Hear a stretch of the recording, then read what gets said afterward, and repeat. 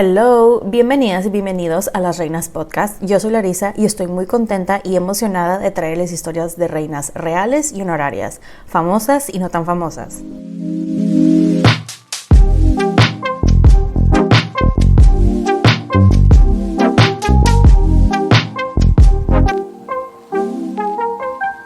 El día de hoy les estaré hablando de una olvidada reina guerrera anglosajona.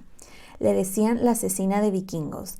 Fue conocida como una comandante militar eficaz, diplomática y gobernante benévola. Se cree que es la inspiración del famosísimo autor Tolkien para el personaje de Éowyn, la señora de Rohan de la saga de los libros Señor de los Anillos. Esta es la historia de Athelflaed de Wessex. Ahora, antes de comenzar, ya saben, quiero hacer unas aclaraciones. La primera, no soy historiadora, solamente soy fan. La segunda, es probable que no vaya a pronunciar bien algunos nombres de personas, ciudades, etc. Así que me disculpo de antemano. Así que espero que se preparen una bebida, siéntense, pónganse cómodos y acompáñenme mientras les cuento sobre la vida de esta mujer. Comenzamos. Les cuento que este episodio está, aparte de que a esta reina, esta mujer me la han pedido varios de ustedes, también está inspirado porque me puse a ver una serie en Netflix, not sponsored, que se llama The Last Kingdom, o en español El Último Reino, que de hecho el personaje de Athelflaed sale en esa serie. Y sobre todo me puse a ver la serie porque dije, bueno, hago el episodio de ella y dije, vamos a ver cómo se pronuncian los nombres. Entonces, y me quedé bien picada con la serie, honestamente. La serie está buena, nada más, les aclaro, si la van a ver o la han visto, se tomaron muchas libertades artísticas, ya que esta serie está basada en unos libros. O sea, sí está basada sobre personas, o sea, hay personajes que existieron, otros no, pero es ficción al final del día, entonces no se lo tomen literal porque pues no fue así.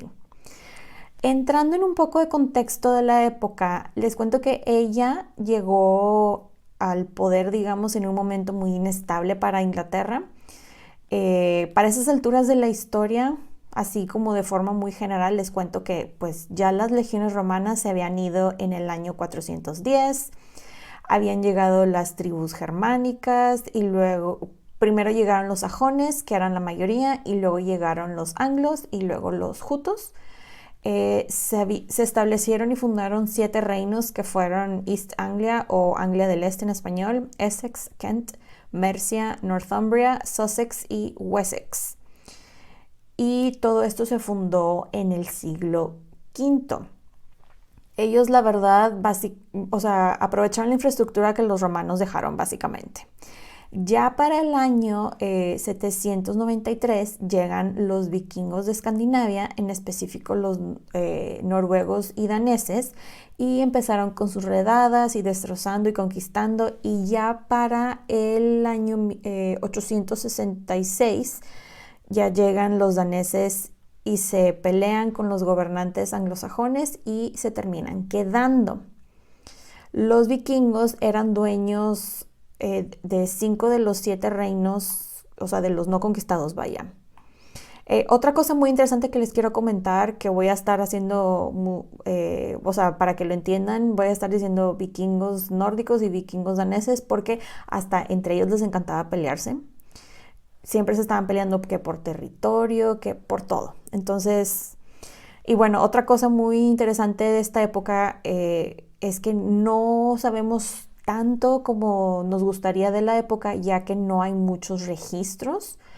Esto era por varias razones, porque no había mucha gente que supiera leer y escribir.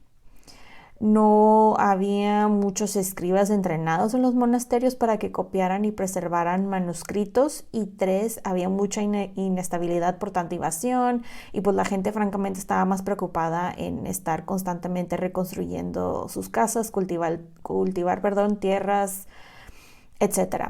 Sí tenemos el registro más, o de las crónicas que todavía sobreviven, es la crónica anglosajona, en donde Athelflaed está mencionada al final de su vida, pero después encontraron otros textos en otras crónicas que estaban como que escondidos, y algunos eran copias de otros que habían sido destruidos, donde ya se encontró su historia.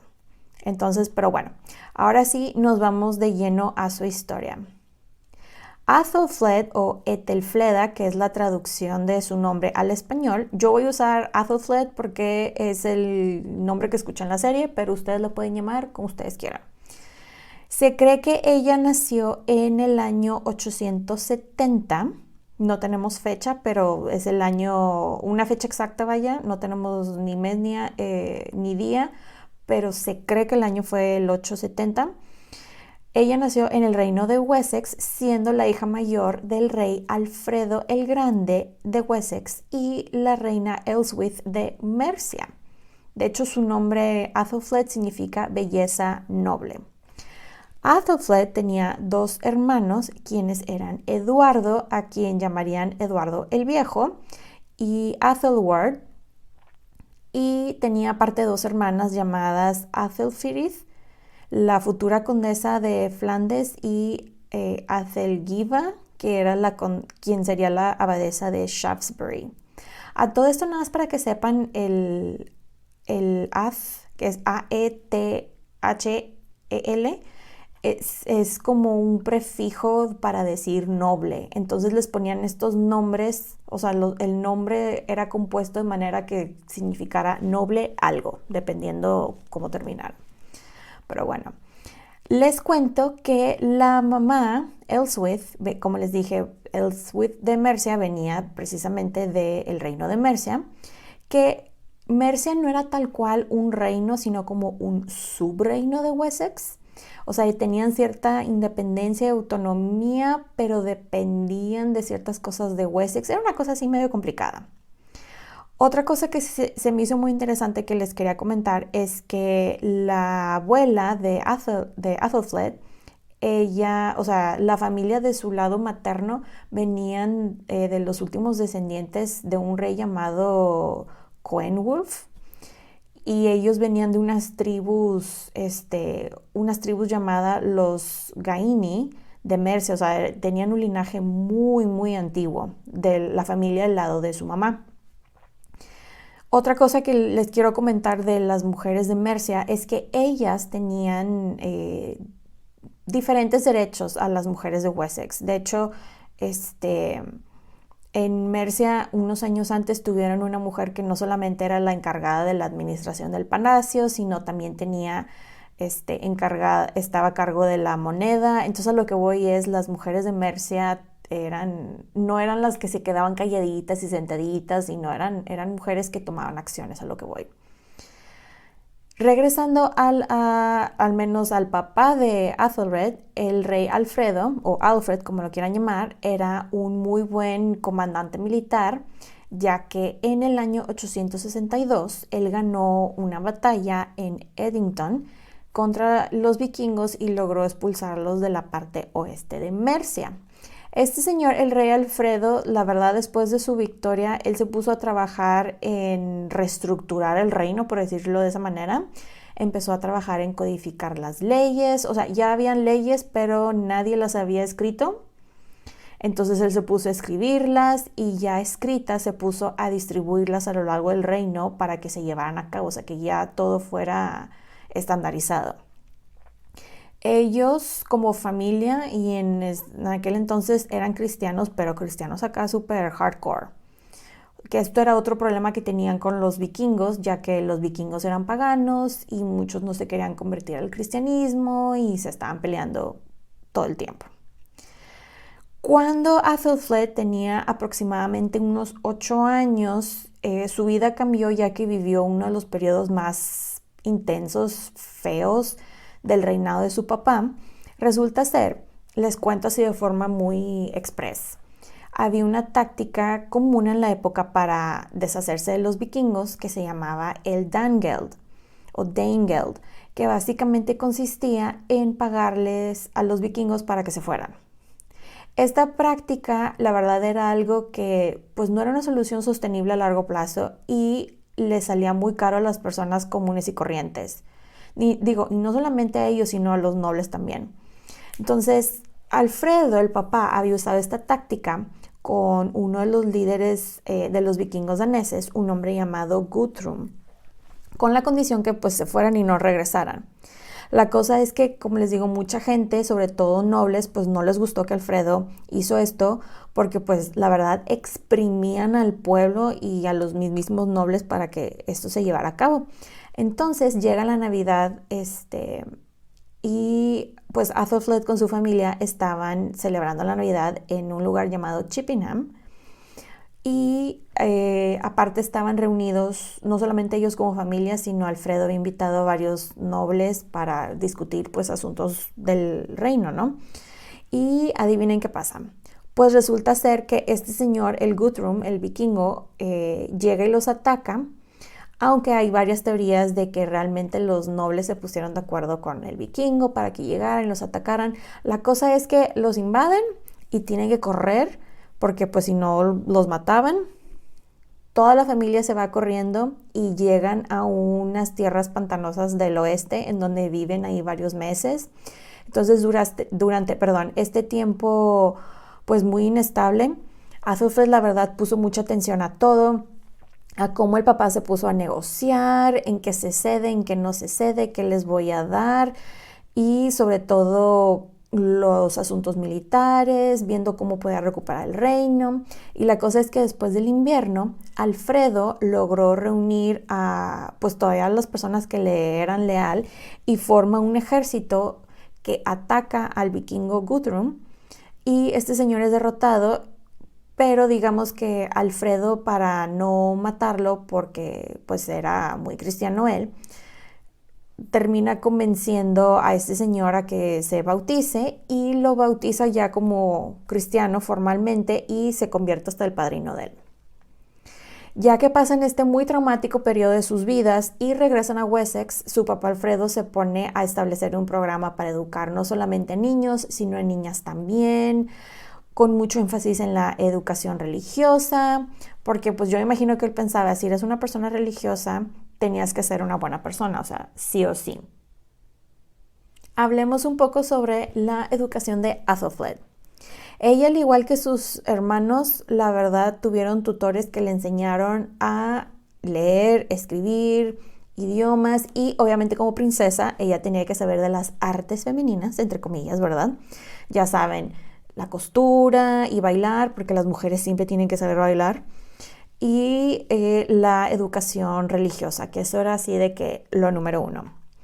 Había mucha énfasis, esto se me hizo muy interesante, había mucha énfasis en la educación para todos por parejo, pero también para las mujeres, o sea, las princesas en este caso, porque ellas, cuando fueran madres, eran las primeras en educar a sus hijos, mucho antes de que llegaran los tutores.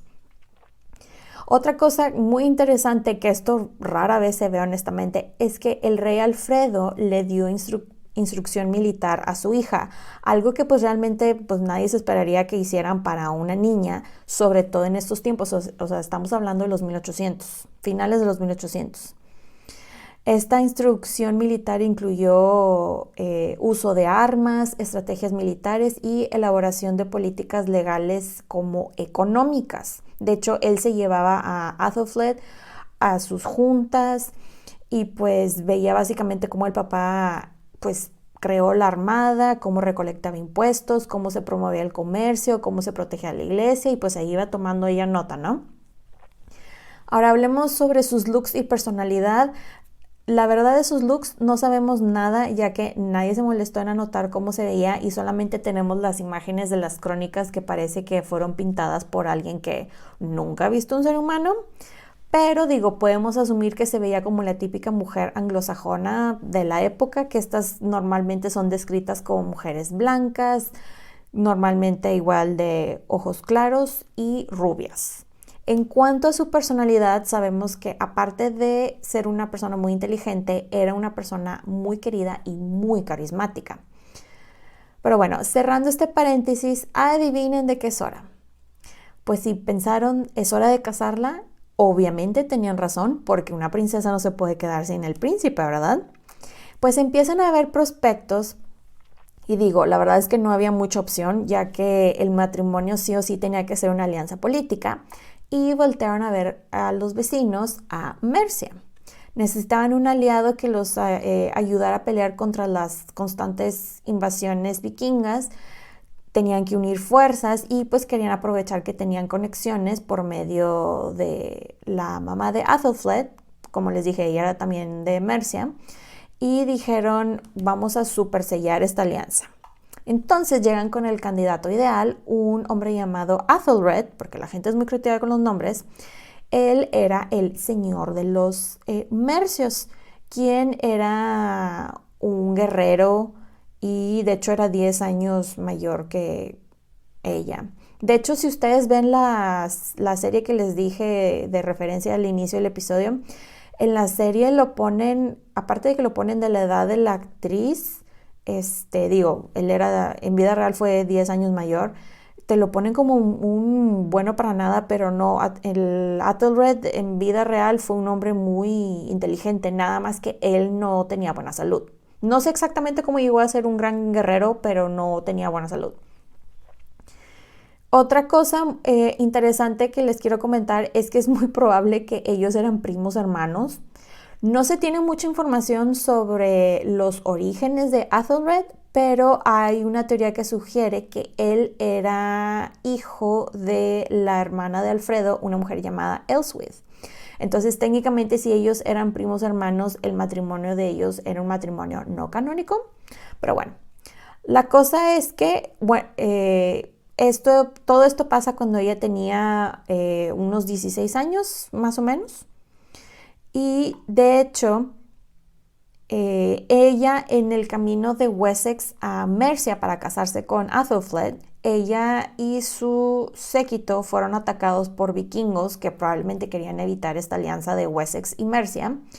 Pero para sorpresa de este grupo de vikingos que los atacaron, ella luchó con su guardaespaldas protegiendo a sus damas y el dinero con el que iba viajando, pero pues al final tuvieron que abandonar todo y solamente ella, una de sus damas y un guardaespaldas lograron sobrevivir ya que corrieron a un castillo cercano. De hecho, el libro que leí decía que fue la bridezilla más letal de la historia. Pero la cosa es que sí llega a su prometido y se logran casar. Esto, les digo, fue a sus 16 años aprox en el año 886, perdón. Y algo que les quiero comentar de su dote es que su dote, en vez de ser dinero, que digo, sí incluía dinero, incluía la ciudad de Londres, lo cual se me hace muy interesante porque ya ven que pues siempre hablamos de dinero, ¿no? Y en este caso fue una ciudad incluida.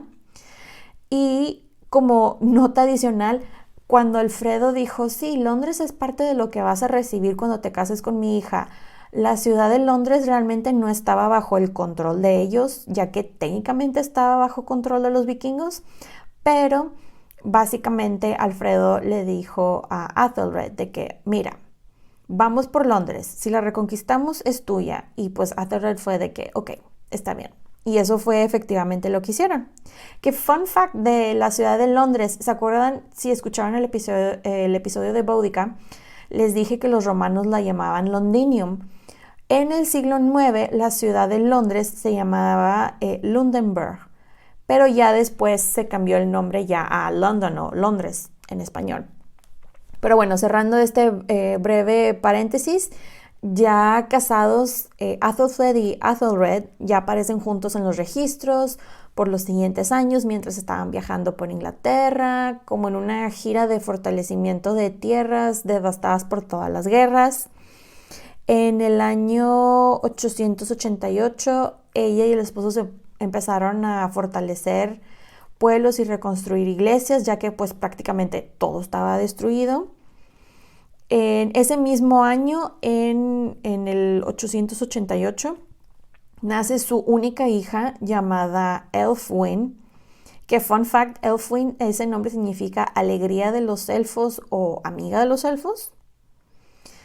De hecho, creen que ella solamente tuvo esa hija porque casi moría durante el parto y fue así una cosa muy traumática y dijo, nope, esta fábrica ya está cerrada, tú te duermes allá y yo me duermo acá. Algo también que les quiero contar es que Elfwin tuvo una educación muy parecida a la de su mamá, no solamente pues con las cosas que le tienen que enseñar a las princesas, sino ella también recibió educación en combate y estrategia militar como su mamá. Y de hecho, más adelante en su vida, Elfwin iría a las reuniones gubernamentales para pues ir empapándose de cómo gobernar y para que a todos les quedara muy en claro que pues ella era la sucesora de su mamá. Al siguiente año, Athelred y Athelflaed mandaron construir una casa de monedas en la ciudad de Gloucester, que ellos prácticamente reconstruyeron toda la ciudad de Gloucester. Fundaron también la iglesia de San Pablo. Antes de que se me olvide, sobre la hija Alfwin, porque aquí puse la notita adicional. Athelflaed nunca casó a su hija, lo cual al parecer la teoría de por qué hizo esto es, o sea, que esto era intencional para que no el reino o su reino de Mercia no tuviera herederos, para que la corona se pasara a su hermano Eduardo, pero la cosa es, digo, es una de las tantas teorías. No sabemos. Otra de las teorías es que quería que se fuera, o sea, que se unieran los dos, o que ella se casara con algún hijo de Edward, entonces quién sabe, pero nunca se casó la hija. Y pues para evitar que se mataran por el trono, ¿verdad? Básicamente. Pero bueno, les cuento que su hermano Edward, por su lado, o Eduardo, el que ya era el que iba a heredar el reino de Wessex, le manda a su hijo Athelstan a la corte de su hermana en Mercia para que fuera educado en política, diplomacia, estrategia militar, etc. Y este hijo Athelstan era como el hijo no querido de Eduardo, entonces ella lo crió como su hijo básicamente, fue su otro hijo. Después, bueno, ese mismo año, en el año 899, su papá, el rey Alfredo, muere y su esposo su esposo Athelred ya queda encamado, vaya, a partir de ahí. Esto fue un poquito después, en el año 902, y Athelflaed ya toma control completo del gobierno de Mercia a partir de ese año. Y de hecho, en ese mismo año, en el 902, llega un grupo de vikingos nórdicos de refugiados, según esto, pidiéndole asilo. Y digo, ellos fueron directamente con ella porque sabían, o sea, todo el mundo les dijo, no, con la que tienes que ir a pedir asilo es con la señora, no con el señor que está enfermo. La cosa es que estos vikingos nórdicos llegaron porque ellos estaban en Irlanda, pero los corrieron de Dublín y querían tierras para quedarse, y ella accede a darles un espacio para establecerse con la condición de que le ayudaran a luchar contra los vikingos daneses. Ellos aceptaron y fue de que, ok, está bien, vete. Pero como pues les había dicho, hasta entre los mismos vikingos se peleaban, las cosas se complican y, como les dije, Athelflaed les da un pedazo de tierra en las afueras de la ciudad de Chester. Y cuando se establecen estos vikingos, dicen como que, ya me gustó estar aquí, ¿por qué no tomamos control de la ciudad? Y aquí, para el año 905, es una de las batallas más famosas de ella, ya que Athelflaed fue responsable de sacar a los vikingos de esta ciudad de Chester. Ella le convenía mucho tener el control completo de Chester, ya que era una ciudad muy estratégica, para el comercio marítimo. Al parecer, lo que pasó fue lo siguiente. Llegaron con ella diciéndole, señora, los nórdicos se están preparando para pelear y estos son sus planes, y ella fue así de que, pues vámonos a Chester. Y se llevó a sus soldados y se colocó y todo. Y la gente desde adentro, cuando empiezan a atacar los vikingos, los ciudadanos le ayudan a ella a defender la ciudad, arrojándoles cerveza caliente, o sea, hirviendo a los vikingos desde las paredes, y luego cuando estos se empiezan a defender con los escudos, les empiezan a arrojar colmenas de abejas, lo cual se me hace como la cosa más random que he escuchado y nunca he visto eso en una película de época, entonces yo necesito que me recreen esta escena. La cosa es que los vikingos se terminan retirando, o sea, se hacen para atrás y el ejército de ella los estaba esperando y ¡zas! Matan a todos. Ya terminando esta batalla se pone ella pues a reconstruir iglesias y como su papá se pone, puso la infraestructura necesaria para que se pudieran empezar con programas de educación, para dar clases a niños y sobre todo la parte de la educación religiosa. Y otra cosa muy interesante es que ella sacó monedas. Creo que es el único caso de las reinas que me ha tocado hasta ahorita que no se puso ella en la moneda, pero puso uno de los edificios que ella hizo en Chester, así como de que mira lo que hice, ¿no? Otra cosa que al menos no me ha tocado ver mucho en mis investigaciones es que ella y su hermano Eduardo eran muy buen equipo, era una alianza muy buena. Tanto ella como Eduardo, Eduardo tenía pues obviamente el control, ya era el rey de Wessex y tenía el control de Anglia del Este.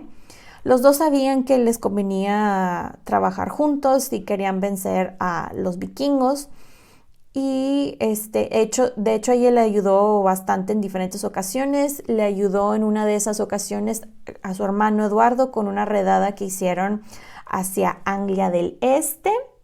Cabe aclarar, esto lo hacía ella en, entre comillas, nombre de su esposo, ya que el nombre de él es en que sale en la mayoría de las correspondencias y transacciones y todo esto, pero digo, ella era la que tenía la última palabra en absolutamente todo, sobre todo en decisiones administrativas, y digo, todo el mundo sabía que ella era la que hacía todo, nada más ponían el nombre del esposo para que pues no dijeran, ¿verdad?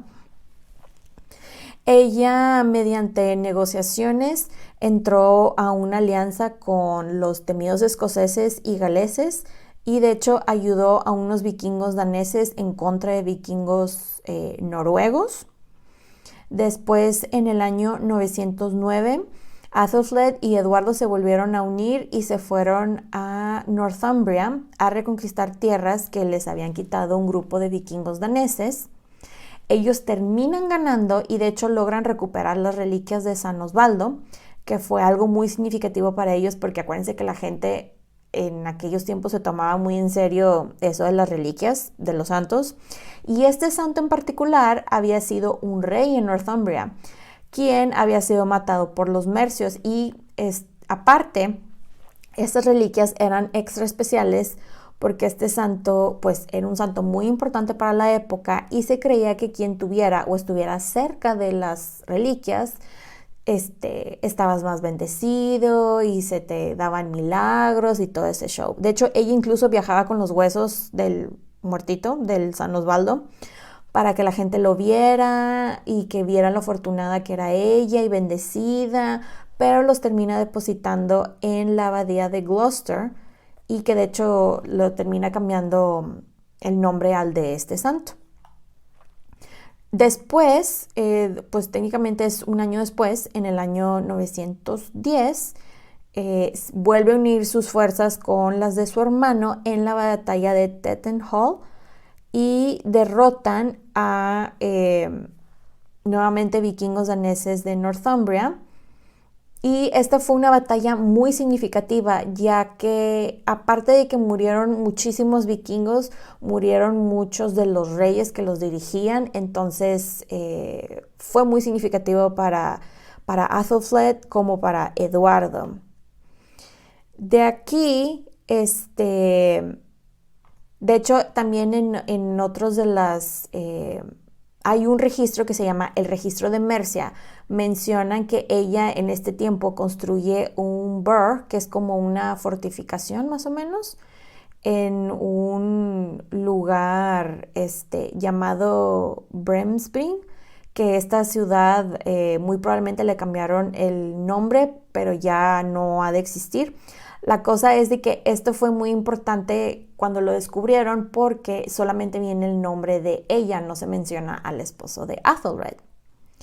Y hablando de su esposo Athelred, él después de como unos 10 años casi de estar encamado enfermo, muere en el año 911. Y aquí es cuando los escribas registraron en la crónica anglosajona y ya la describen oficialmente con el título de Lady of the Mercians, o Mercians, que en español es la señora de los mercios. Ya que, como les dije, ella no podía ser reina porque ellos eran como un subreino de Wessex, pero digo, ya era la señora de los mercios. Fue gobernante por derecho propio y de hecho esta fue la primera mujer, ella fue la primera mujer anglosajona en la historia en gobernar sin un hombre a su lado, sin ser regente de nadie. Y esto al parecer fue porque los miembros de la aristocracia le dieron permiso, entre comillas, ya que sabían que ella pues llevaba mucho tiempo gobernando, o sea, era más de una década y a esas alturas de la historia, o sea, lo hacía muy bien y pues no querían traer a nadie fuera, entonces fue así de que vamos a tener nuestra reina doméstica. Ya Athelred como gobernante, ella en cuanto se convirtió oficialmente en la señora de los mercios, se puso a trabajar en consolidar su poder. Ella empezó a construir 9 fortalezas para prevenir, para mantener, mejor dicho, los vikingos daneses y también a los galeses fuera de las ciudades. Y esto era para proteger tanto a personas como bienes. Algunos de los que construyó fueron en Bridgenorth en el año 912, Strafford y Tamworth en el 913, Aylesbury y Warwick en el año 914 y Runcorn y Chibury en 915. Ella estuvo al frente durante su reinado en 3 batallas muy importantes y de hecho ganó las 3. La primera batalla fue en el año 915 cuando repeló las fuerzas vikingas que llegaron al canal de Bristol para atacar a Gales. Después un ataque en el año 916. Ella invadió Gales y Powys, creo que así se pronuncia la ciudad, en represalia, porque habían asesinado a un abad y ella decidió vengar la muerte porque pues era del abad, porque era una persona, ella pues muy religiosa.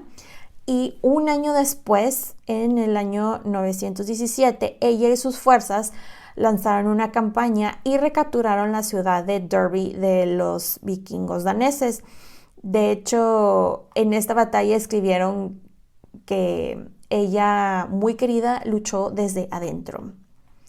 Ya para esas alturas de la historia, o sea, como de forma general, su hermano Eduardo había capturado Midland, Essex y Anglia del Este de los vikingos daneses, y como ellos siempre unían fuerzas, ya para cuando ella llega a York y a Leicester, creo que así se pronuncia, literal le dicen, sí, la aceptamos como reina, ya no queremos no queremos pelear contra usted. O sea, la aceptaron por su mera reputación y le dijeron, usted va a ser nuestra señora. Y al parecer, según esto, las crónicas escribieron que se rindieron porque dijeron, mejor que una mujer nos gobierne a que lleguen los crueles vikingos que se establecieron en Irlanda. Literal, eso fue lo que escribieron. Su hermano Edward, aparte de que se veían constantemente para sus campañas militares y todo eso, constantemente le pedía bastantes consejos de gobierno, sobre todo en la parte militar, porque ella era mucho mejor en eso que él. Algo que no se habla mucho de ella es que Athelfield ayudó a reconstruir mucha de la infraestructura de transporte, que no sé cómo era, o sea, la manera o la tecnología de la época, pero básicamente lo que ella hizo fue agarrar o reconstruir o darle mantenimiento, por decirlo de esa manera, a todos los caminos que los romanos cientos de años antes habían dejado y que nadie había realmente como que dado un refresh a toda la infraestructura desde la invasión romana. De hecho, se pueden ver ejemplos de que sobreviven de los caminos romanos que se reconstruyó, por ejemplo, en la ciudad de Gloucester, por el centro de la ciudad, se pueden ver pedazos de los que ella, digamos, le dio mantenimiento. Llegamos al año 918 y Athelflaed murió de causas desconocidas. Se cree, una de las teorías es que tuvo alguna lesión en alguna batalla y se le infectó y murió, pero también hay teorías que ella tenía malaria o murió de alguna especie como de plaga, o sea, enfermedad. La cosa es que no sabemos. De hecho, uno de los registros dice que ella murió 12 noches antes de Midsummer, o sea, 12 noches antes del solsticio de verano, que sería pues técnicamente el 12 de junio cuando ella murió, en el 8º año de su reinado, su justo reinado como señora de los Mercios. Lamentablemente, Athelflaed murió cuando ella estaba concluyendo negociaciones con York para que ellos se unieran al subreino de Mercia. Y digo, si ella hubiera vivido y concluido esta alianza, hubiera sido la primera persona en unir a Inglaterra por primera vez desde el siglo VII. Imagínense eso. Su hija Alfwine, quien era su cogobernante, ella heredó el trono y fue la primera vez que la sucesión de gobernantes era de mujer a mujer en Europa, en Inglaterra, cabe aclarar. Este evento se repetiría 600 años después, de hecho, con la muerte de Lady Jane Grey, digo, hablando de Inglaterra específicamente, cuando muere Lady Jane Grey, la reina de 9 días de Inglaterra, cuando la sucedió María I de Tudor y después Elizabeth I Tudor. Y punto adicional de esta sucesión de mujer a mujer es que esta fue la primera vez que, aparte de que una mujer era la que sucedía a la otra, es la única vez en la historia de Inglaterra en que esta sucesión ha sido de madre a hija. Lamentablemente, su tío Eduardo, a los 6 meses del reinado de su sobrina, marchó con su ejército y dijo: esto es mío porque yo digo, porque yo soy hombre, y le quitó el reino. Y muy probablemente la mandó a un convento en donde ella pasó el resto de sus días. Y el que terminó unificando las tierras, esto fue en el año 927, fue su sobrino Athelstan, el que ella crió. Ya se formó, ya digamos de una manera más formal lo que es la Inglaterra actual. Pero bueno, hablemos un poco de su legado. Hay muchas comparaciones entre ella y Elizabeth I, pero digo, sí hay que aclarar que Athelflaed sí se ensució las manos, al menos alguna vez se tiene registros de que ella peleó y no solamente iba a las batallas como Elizabeth, sino que ella participaba activamente en la estrategia, en la planeación y todo eso. Athelflaed es recordada como un símbolo de coraje, liderazgo, inteligencia, valentía, amabilidad. Y se puede ver cómo los crónicos, su forma de halagarla, la describen como valiente y masculina. De hecho, el historiador William de Malmesbury la describe como a most powerful man-like woman, que en español es algo así como una mujer parecida a un hombre poderoso.